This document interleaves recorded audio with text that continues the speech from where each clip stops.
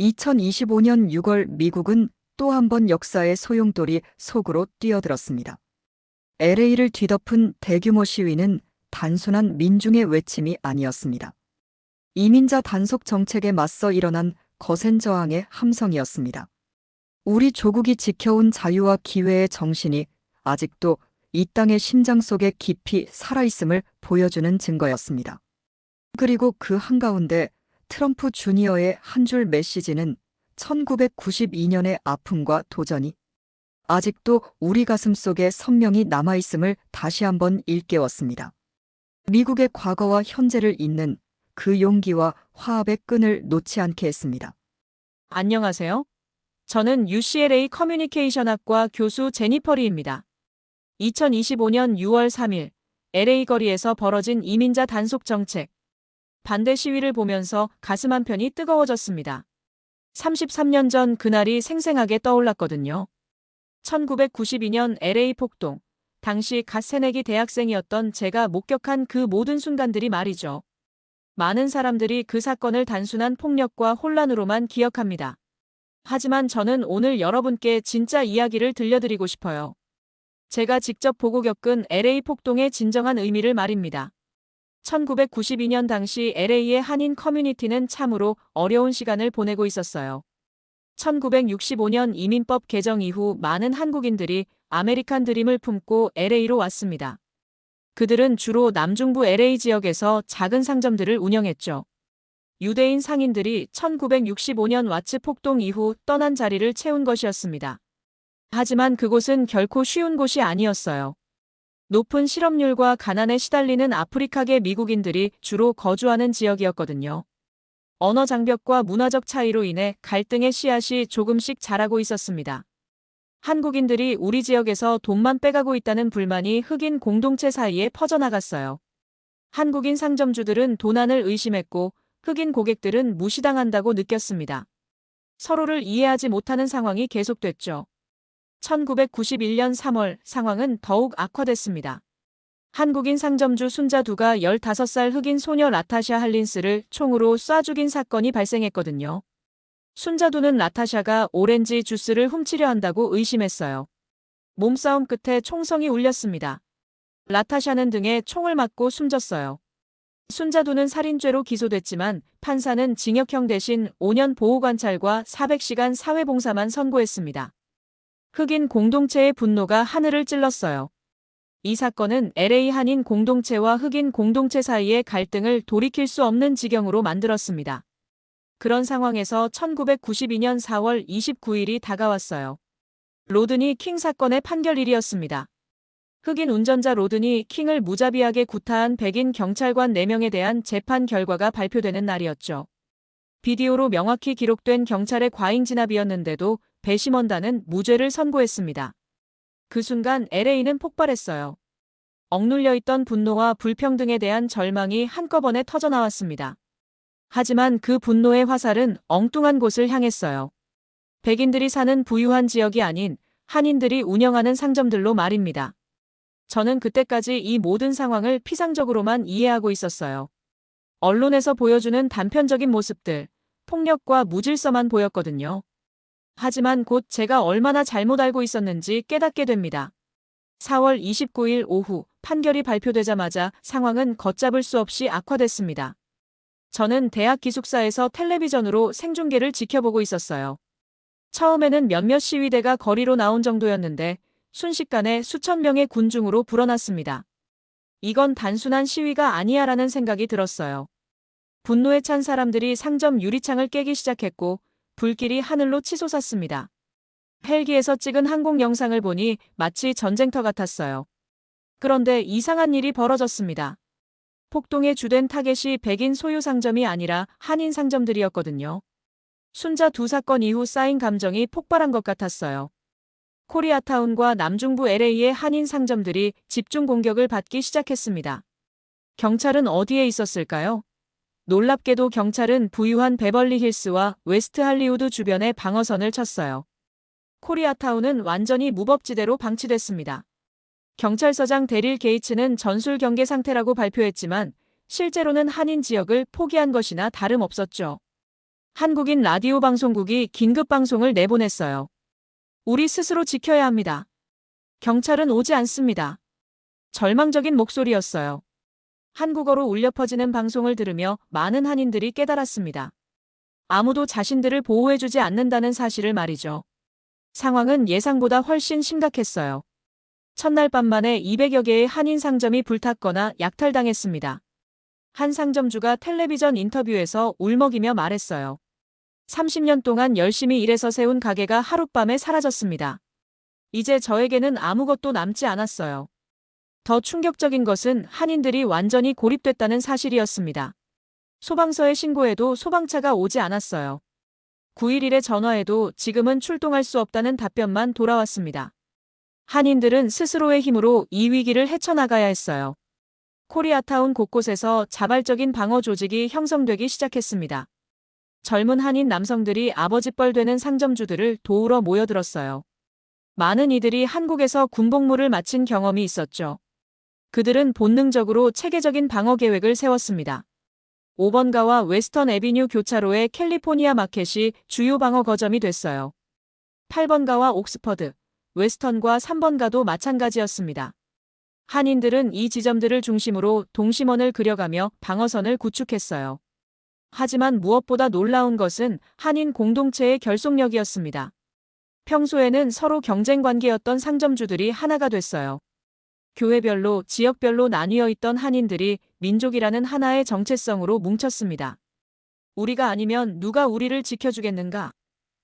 이것이 당시 한인들의 심정이었어요. 절망적인 상황이었지만 동시에 한민족의 강인함이 드러나는 순간이기도 했습니다. 위기 앞에서 하나가 되는 것, 그것이 바로 우리 민족의 DNA였죠.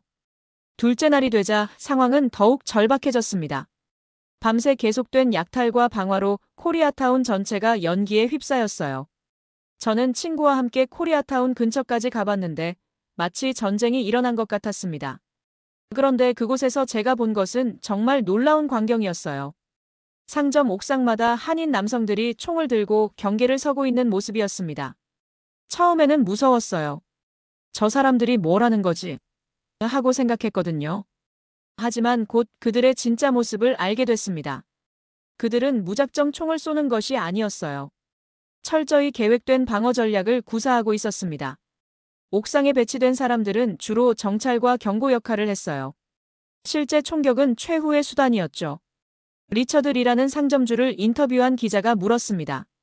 왜 총을 들고 계신가요? 리 씨는 침착하게 답했어요. 우리는 폭력을 원하지 않습니다. 하지만 30년간 쌓아온 우리의 삶을 지켜야 해요. 경찰이 우리를 보호해주지 않는다면 우리 스스로 지킬 수밖에 없습니다. 가장 치열한 전투가 벌어진 곳은 5번가와 웨스턴 애비뉴의 캘리포니아 마켓이었어요. 수백 명의 약탈자들이 몰려들었지만 한인들은 체계적으로 대응했습니다. 1층에서는 바리케이드를 쌓고 2층에서는 경계를 섰으며 옥상에서는 전체 상황을 파악했어요. 한인들의 조직력은 정말 대단했습니다. 라디오를 통해 실시간으로 정보를 공유했어요. 8번가에서 100명 정도가 이동 중이라는 식으로 상황을 전파했죠. 마치 군사작전을 방불케 했습니다. 더욱 놀라운 것은 그들의 절제력이었어요. 총을 가지고 있었지만 함부로 쏘지 않았습니다. 경고 사격으로 위협을 물리치려 했죠. 한 목격자는 이렇게 증언했어요. 한국인들은 사람을 죽이려는 게 아니라 자신들의 재산을 지키려는 것이었습니다. 정말 절제된 모습이었어요. 하지만 불행한 일도 있었습니다. 에드워드 송리라는 한국계 청년이 동료의 5인 사격으로 목숨을 잃었어요. 그는 3번가 근처 상점을 지키다가 희생됐습니다. 방어 과정에서 생긴 비극적인 사고였죠. 한편 언론들은 이 모든 상황을 어떻게 보도했을까요? 안타깝게도 대부분의 주류 언론은 한인들을 무장한 자경단 정도로 묘사했어요. 총을 든 한국인과 화염병을 던지는 흑인 청년들의 모습을 대비시키며 마치 인종 갈등인 것처럼 포장했습니다. 하지만 현장에 있던 저는 알 수 있었어요. 이것은 단순한 폭력이 아니었습니다. 생존을 위한 절박한 선택이었죠. 한민족이 수천 년 동안 외침에 맞서며 기른 강인한 정신력이 발휘되는 순간이었어요. 제가 가장 인상 깊게 봤던 장면은 한 할머니가 젊은 한인 남성들에게 김밥을 나눠주는 모습이었습니다. 총성이 울리는 가운데서도 서로를 돌보는 공동체의 모습을 보여준 것이죠. 그 순간 저는 깨달았어요. 이들이 지키려는 것은 단순한 건물이나 돈이 아니라 공동체 전체였다는 것을 말입니다. 사흘째 되던 날, 상황은 예상치 못한 방향으로 흘러갔습니다. 전국의 시선이 LA로 집중되면서 한국인들의 모습이 전 세계로 중계됐어요. 옥상에서 총을 든 한인들의 모습이 상징적인 이미지가 된 것이죠. 처음에는 부정적인 반응이 많았어요. 폭력으로 폭력에 맞서고 있다는 비판이 쏟아졌습니다. 일부 언론은 한인들을 로스앤젤레스의 무법자들이라고 부르기도 했어요. 하지만 시간이 지나면서 여론이 바뀌기 시작했습니다. 사람들이 진짜 상황을 이해하기 시작한 거예요. 경찰의 보호를 받지 못한 채 홀로 남겨진 한인들의 절박함을 알게 된 것이죠. 한 백인 기자가 현장에서 리포트했어요. 이들은 폭도가 아닙니다. 자신들의 생계수단을 지키려는 평범한 상인들일 뿐이에요. 30년간 쌓아온 꿈이 하룻밤에 사라지는 걸 그냥 바라볼 수만은 없었던 것 같습니다. 더욱 놀라운 것은 한인들의 체계적인 대응이 효과를 거뒀다는 사실이었어요. 무장 방어를 한 상점들은 대부분 피해를 면했습니다. 반면 방어하지 못한 곳들은 완전히 파괴됐죠. 결과가 극명하게 갈렸어요. 한국의 언론들도 이 상황을 주목했습니다. 재미교포들의 처절한 생존투쟁이라는 제목으로 대서특필했어요. 한국 정부도 공식 성명을 발표했습니다. 재외 국민 보호에 최선을 다하겠다고 말이죠. 그러자 미국 내에서도 분위기가 바뀌기 시작했어요. 한인들의 대응이 단순한 폭력이 아니라 체계적인 공동체 방어였다는 인식이 퍼졌습니다. 특히 군사 전문가들이 한인들의 전술을 분석하면서 매우 효과적이고 전문적이라고 평가했어요. 한 군사 분석가는 이렇게 말했습니다. 이들의 대응은 교과서적인 시가지 방어 전술입니다. 고지점 확보, 정보 공유, 단계적 대응 등 모든 면에서 훌륭했어요. 많은 이들이 한국에서 군복무를 한 경험이 있어서 가능했던 것 같습니다. 더욱 중요한 것은 한인들이 보여준 도덕적 우위였어요. 그들은 복수나 보복을 하지 않았습니다. 순전히 방어에만 집중했죠. 한 상점주는 인터뷰에서 이렇게 말했어요. 우리는 아무도 미워하지 않습니다. 다만 우리가 평생 쌓아온 것을 지키고 싶을 뿐이에요. 언론의 시각도 점차 바뀌었습니다. 처음에는 인종 갈등이라고 보도했던 언론들이 체계적인 공동체 방어라고 재평가하기 시작했어요. 한인들의 행동이 폭력이 아니라 정당방위였다는 인식이 확산된 것이죠. 해외 언론들의 관심도 뜨거웠습니다. BBC는 아시아계 미국인의 놀라운 조직력이라는 제목으로 보도했어요. NHK는 극한 상황에서 발휘된 민족적 결속력이라고 평가했습니다. 저는 이 모든 변화를 지켜보면서 깨달았어요. 진실은 시간이 지나면 드러난다는 것을 말입니다. 처음에는 오해받았지만 결국 한인들의 진짜 모습이 세상에 알려졌거든요. 그들이 보여준 것은 폭력이 아니라 생존 의지였고 무질서가 아니라 체계적인 공동체 정신이었습니다. 폭동이 계속되면서 전 세계가 목격한 것은 한국인들의 놀라운 민족적 역량이었습니다. 저는 그 모습을 보며 우리 민족의 진짜 힘이 무엇인지 깨달을 수 있었어요. 첫 번째는 위기 상황에서의 조직력이었습니다. 한국인들은 순식간에 효과적인 방어체계를 구축했어요. 이것은 결코 우연이 아니었습니다. 수천 년간 외침을 겪으며 체득한 생존 본능이 발휘된 것이죠. 고구려, 백제, 신라시대부터 시작해서 몽골 침입, 임진왜란, 일제강점기, 한국전쟁까지 우리 민족은 끊임없는 시련을 겪으며 위기 대응 능력을 기른 민족이에요. 그 DNA가 1992년 LA에서 다시 한번 증명된 것입니다. 특히 놀라웠던 것은 계급과 지역을 뛰어넘는 연대였어요. 평소에는 서로 경쟁하던 상인들이 하나가 됐습니다. 부산 출신, 경상도 출신, 전라도 출신이 따로 없었어요. 모두가 한국인이라는 하나의 정체성으로 뭉쳤죠. 한국 문화의 특징 중 하나인 정의 힘도 발휘됐습니다. 서로 모르는 사이였지만 어려움에 처한 동포를 그냥 지나칠 수 없었던 거예요. 젊은이들이 자발적으로 모여들어 아버지뻘 되는 상점주들을 도왔습니다. 둘째는 체계적이고 전략적인 사고였어요. 한국인들은 감정적으로 대응하지 않았습니다. 냉정하게 상황을 분석하고 가장 효과적인 방법을 찾았어요. 라디오를 통한 정보 공유, 거점별 역할 분담, 단계적 대응 등 모든 것이 체계적이었습니다. 이는 한국의 교육 시스템과 군사 문화에서 나온 것이었어요. 많은 한인 남성들이 한국에서 군복무를 마친 경험이 있었죠. 그들은 위기 상황에서 어떻게 대응해야 하는지 본능적으로 알고 있었습니다. 셋째는 강인한 정신력이었습니다. 절망적인 상황에서도 포기하지 않는 의지를 보여줬어요. 한 상점주는 가게가 불타는 걸 보면서도 다시 시작하겠다고 말했습니다. 이런 불굴의 정신이야말로 한민족의 가장 큰 자산이에요. 한국인들의 이런 모습은 전 세계 언론의 주목을 받았습니다. 뉴욕타임스는 아시아계 미국인의 놀라운 복원력이라는 제목으로 기사를 썼어요. 워싱턴 포스트는 위기에서 빛나는 한국인의 공동체 정신이라고 보도했습니다. 일본의 아사히 신문도 한국인의 조직력과 결속력은 세계적 수준이라고 평가했어요. 유럽의 언론들도 비슷한 반응을 보였습니다. 르몽드는 동양적 공동체주의의 힘이라고 분석했죠. 하지만 무엇보다 중요한 것은 도덕적 우위였습니다. 한국인들은 복수하려 하지 않았어요. 그들의 목표는 오직 자신들의 산터를 지키는 것이었습니다. 이런 절제력과 도덕성이야말로 한민족의 진짜 힘이었어요. 폭동이 끝난 후의 복구 과정도 놀라웠습니다. 한국인들은 빠르게 재건에 나섰어요. 서로 도우며 다시 일어섰죠. 이것이 바로 다시 일어나는 민족 한국인의 진면목이었습니다. 경제학자들도 한국인들의 회복력에 주목했어요. 1950년 세계 최빈국이었던 한국이 불과 몇십 년 만에 선진국 대열에 오른 비결이 바로 이런 강인함에 있다고 분석했습니다. 저는 이 모든 것을 보며 확신했어요. 우리 민족이 가진 이 놀라운 힘은 어떤 시련도 극복할 수 있게 해준다는 것을 말입니다. 1992년 LA에서 증명된 이 역량은 앞으로도 우리의 큰 자산이 될 거예요. 처음 폭동이 시작됐을 때 저는 솔직히 부정적인 시각을 갖고 있었습니다. 대학생이었던 저에게는 모든 것이 혼란스러웠어요. 텔레비전에서 보는 총을 든 한국인들의 모습이 무섭기도 했고 왜 저렇게까지 해야 하나라는 생각도 들었죠. 당시 주류 언론의 보도도 제 편견을 강화했어요. 한국인과 흑인 간의 인종 갈등, 무장한 자경단, 폭력의 악순환 같은 표현들이 반복됐거든요. 저는 그런 프레임에 갇혀서 상황을 피상적으로만 이해하고 있었습니다.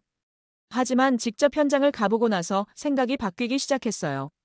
친구와 함께 코리아타운 근처에 갔을 때 본 것은 언론에서 보여준 모습과는 완전히 달랐습니다. 그곳에는 폭력적인 자경단이 아니라 절박한 상황에서 자신들의 살터를 지키려는 평범한 사람들이 있었어요. 한 할아버지가 불타버린 자신의 세탁소 앞에서 망연자실하게 서 있는 모습을 봤습니다. 30년간 새벽부터 밤늦게까지 일해서 이룬 모든 것이 하룻밤에 사라진 거였어요. 그분은 저희에게 이렇게 말씀하셨어요.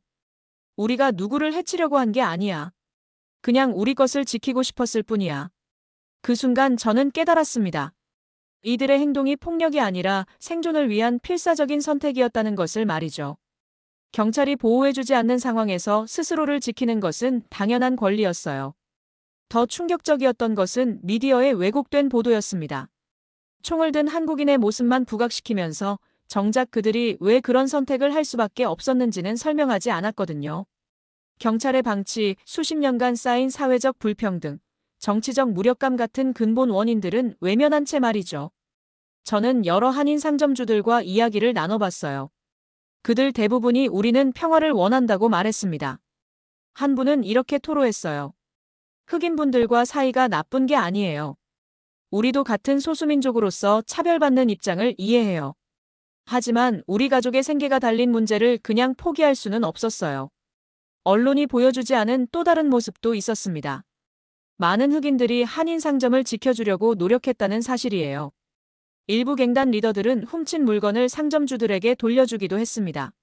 하지만 이런 상호부조의 모습은 거의 보도되지 않았죠. 점차 저는 이 사건의 진짜 의미를 이해하게 됐습니다. 이것은 단순한 인종 갈등이 아니었어요. 사회적 약자들끼리 부딪힌 비극이었죠. 진짜 문제는 구조적 불평등과 정치적 소외였는데 그 분노가 엉뚱한 곳으로 향한 것이었습니다. 한국인들이 보여준 조직력과 단결력도 새로운 시각으로 보게 됐어요. 이것은 폭력성이 아니라 공동체 정신의 발현이었습니다. 위기 앞에서 하나가 되는 것, 서로를 지키려는 마음, 이것이야말로 한민족의 진정한 힘이었어요. 더 나아가 저는 미국 사회의 복잡성도 이해하게 됐습니다. 겉으로는 다문화 사회를 표방하지만 실제로는 인종별 계층화가 엄연히 존재한다는 사실을 말이죠. 한인들은 중간자적 위치에서 양쪽의 압박을 받고 있었던 것입니다. 언론의 역할에 대해서도 많은 생각을 하게 됐어요. 선정적인 보도에만 집중하면서 진짜 문제의 본질을 파악하려는 노력이 부족했다고 봅니다. 그 결과 사회적 편견만 강화됐죠. 결국 저는 깨달았어요. 진실을 알기 위해서는 직접 보고 들어야 한다는 것을 말입니다. 미디어의 프레임에 갇혀서는 안 되고 당사자들의 목소리에 귀 기울여야 해요. 그래야만 편견을 넘어서 진짜 이해에 도달할 수 있습니다. 이 모든 경험을 통해 저는 완전히 다른 사람이 됐습니다. 이전에 제가 얼마나 안이하게 세상을 바라보고 있었는지 깨달았어요. 피상적인 정보만으로 성급한 판단을 내렸던 과거의 모습이 부끄러워졌습니다. 가장 큰 변화는 공동체의 힘에 대한 인식이었어요. 개인주의가 팽배한 미국 사회에서 자라나면서 저는 집단보다는 개인의 성취에만 관심이 있었거든요. 하지만 1992년의 경험은 공동체가 얼마나 소중한지 깨닫게 해줬습니다. 한인들이 보여준 연대의 모습은 정말 감동적이었어요. 서로 모르는 사이였지만 위기 앞에서 하나가 됐죠. 나이, 출신지, 사회적 지위를 떠나 모두가 한국인이라는 정체성으로 뭉쳤습니다. 이런 공동체 정신이야말로 우리 민족의 가장 큰 자산이라는 걸 알게 됐어요. 한인들이 겪은 어려움은 개인의 잘못이 아니었어요. 사회 시스템의 문제였죠. 경찰의 차별적 대응, 정치적 대표성 부족, 언론의 편향적 보도 등이 복합적으로 작용한 결과였습니다. 이런 구조적 문제를 해결하지 않고서는 진정한 발전이 불가능하다는 걸 배웠어요. 솔직히 이전까지는 한국인이라는 정체성에 대해 별다른 감정이 없었어요. 그냥 태어난 곳이 한국이었을 뿐이라고 생각했거든요. 하지만 위기 상황에서 발휘된 한민족의 저력을 보고 나서 생각이 바뀌었습니다.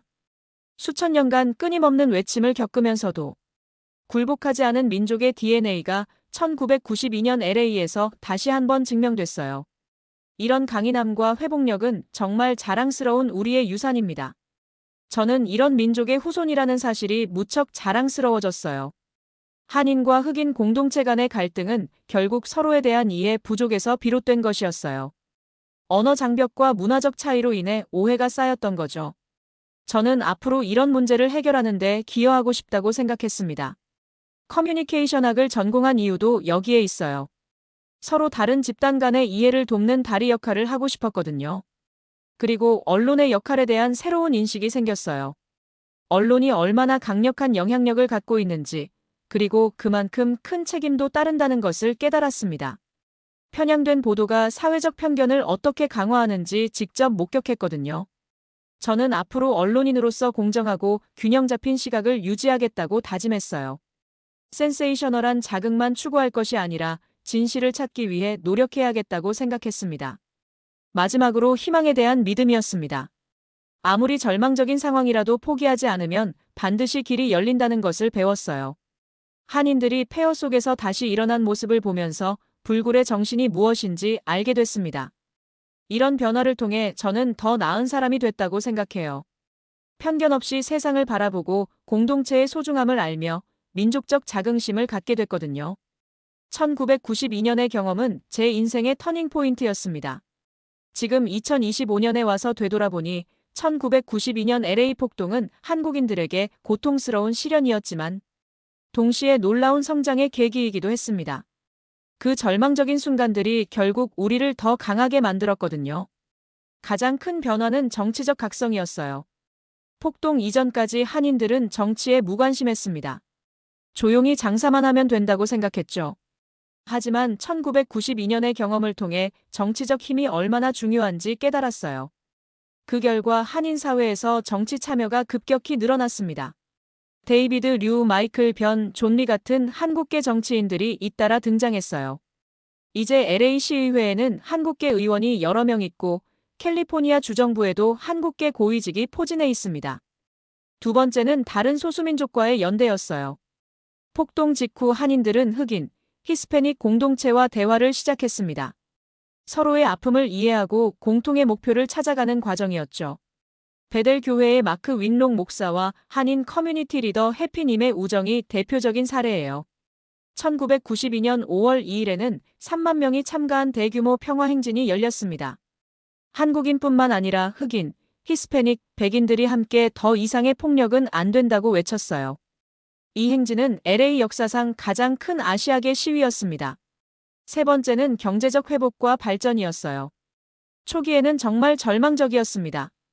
2,200여 개의 한인 상점이 파괴됐고 피해액이 4억 달러에 달했거든요. 1년 후 조사에서는 피해를 입은 한인 업체 중 4분의 1만이 재개업했을 정도였어요. 하지만 한인들은 굴복하지 않았습니다. 서로 도우며 하나씩 다시 일어났어요.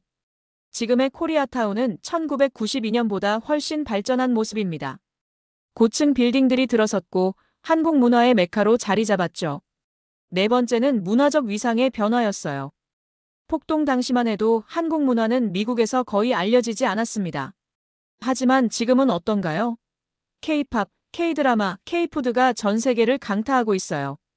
BTS, 블랙핑크, 오징어 게임 등을 통해 한국 문화의 우수성이 인정받고 있습니다. 이런 변화의 바탕에는 1992년의 경험이 있었다고 생각해요. 그때 한인들이 보여준 강인함과 조직력이 세계에 알려지면서 한국에 대한 관심이 높아졌거든요. 위기에 굴복하지 않는 민족이라는 이미지가 형성된 것이죠. 다섯 번째는 차세대의 성장이었습니다. 1992년을 경험한 한국계 2세들이 이제 미국 사회의 주요 인물로 성장했어요. 구글의 수잔 워치츠키, 배우 산드라 오, 정치인 앤디 김 등이 대표적입니다. 이들은 모두 자신의 뿌리를 자랑스러워하면서도 미국 사회의 발전에 기여하고 있어요. 저 역시 그 일원이라고 생각합니다. UCLA에서 커뮤니케이션학 교수로 재직하면서 다문화 사회의 소통 문제를 연구하고 있어요. 1992년의 경험이 제 학문적 관심을 형성하는 데 결정적 영향을 미쳤거든요. 가장 의미 있는 변화는 화해와 치유의 과정이었습니다. 시간이 지나면서 한인과 흑인 공동체 사이에 진정한 이해가 싹텄어요. 서로의 아픔을 인정하고 공동의 미래를 모색하게 된 것이죠. 2022년 폭동 30주년을 맞아 열린 기념행사에서는 한인과 흑인 리더들이 함께 손을 잡았습니다. 과거의 상처를 딛고 더 나은 내일을 만들자고 다짐했어요. 이런 모습을 보며 저는 확신했습니다. 인간은 증오보다 사랑이 더 강하다는 것을 말이죠. 이제 저는 믿습니다. 우리 민족은 어떤 시련도 극복할 수 있는 힘이 있다고 말이에요. 1992년의 경험이 그것을 증명했거든요. 절망적인 상황에서도 희망을 잃지 않고 서로를 지키며 다시 일어나는 것. 이것이 바로 한민족의 진정한 모습입니다. 앞으로도 어려움이 있을 거예요. 하지만 우리에게는 1992년의 교훈이 있습니다. 공동체의 힘, 불굴의 정신, 그리고 사랑으로 모든 것을 이겨낼 수 있다는 믿음 말이죠. 이것이 바로 1992년 LA 폭동이 우리에게 남긴 진짜 유산입니다. 오늘도 긴 시간 함께 해주셔서 진심으로 감사드립니다. 더 좋은 이야기로 다시 찾아뵐 수 있도록 구독과 좋아요 눌러주시면 큰 힘이 됩니다. 지금까지 감동 하나였습니다.